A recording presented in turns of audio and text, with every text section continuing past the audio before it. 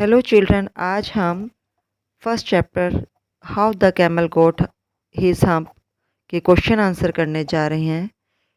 बच्चों, इन दोनों इस चैप्टर की 2 वीडियो मैंने डाली हुई हैं। उन दोनों के लिंक मैं डिस्क्रिप्शन बॉक्स में दे दूँगी। जिसे पढ़ना हो उसमें से पढ़ सकता है। तो आइए शुरू करते हैं क्वेश्चन आंसर। फर्स्ट क्वेश्चन है, what task do you think were assigned to the dog and the ox? Task means काम या कार्य। आपके विचार में कुत्ते और बैल को कौन से काम सौंपे गए थे?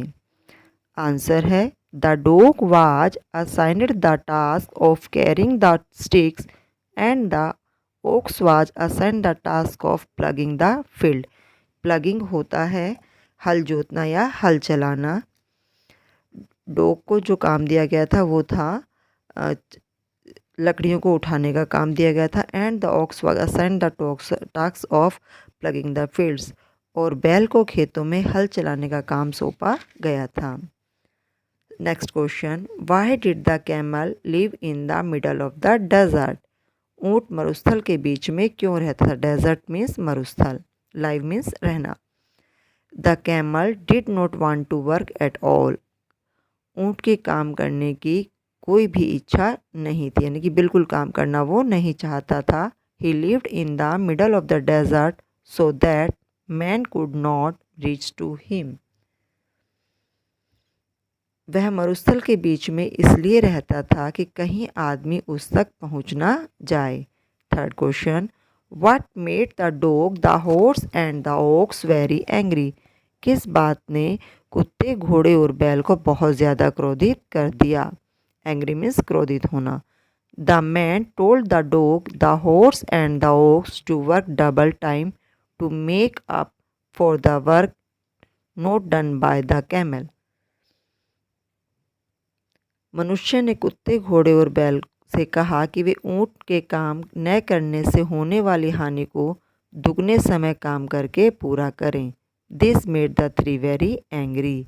इस बात ने उन तीनों को बहुत ज़्यादा क्रोधित कर दिया।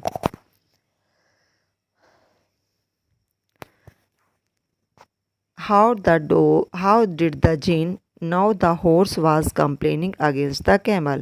जिनको इस बात का कैसे पता चला कि घोड़ा ऊँट की शिकायत कर रहा है? कंप्लेनिंग में शिकायत करना।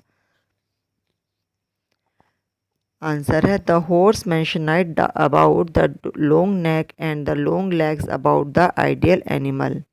घोड़े ने निकम्मे पशु की लंबी गर्दन और लंबी टांगों के बारे में वर्णन किया।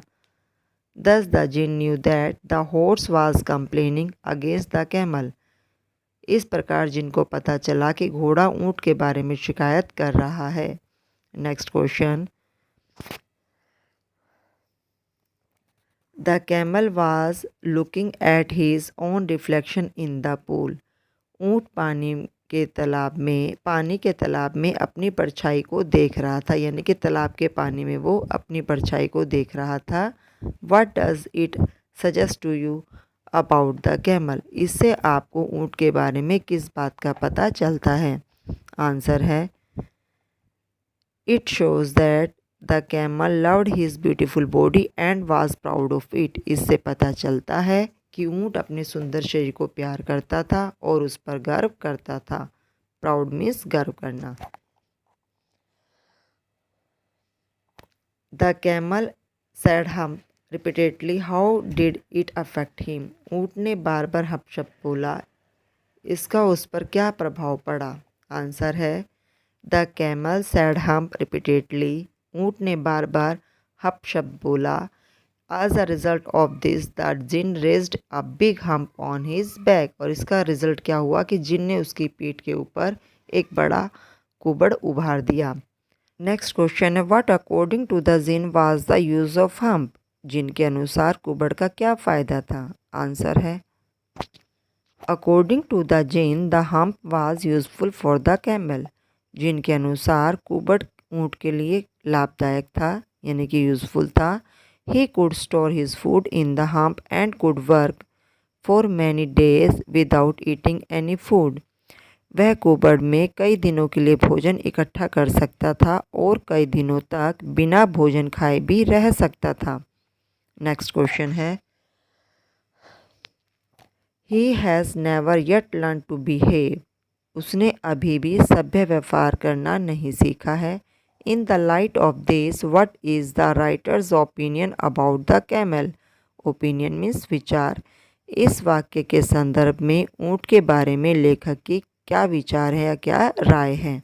आंसर है the writer thinks that it is right the camel has started working. लेखक सोचता है कि यह बात सही है कि ऊँट ने काम करना तो शुरू कर दिया है, but it seems that he is still lazy and unwilling to do work.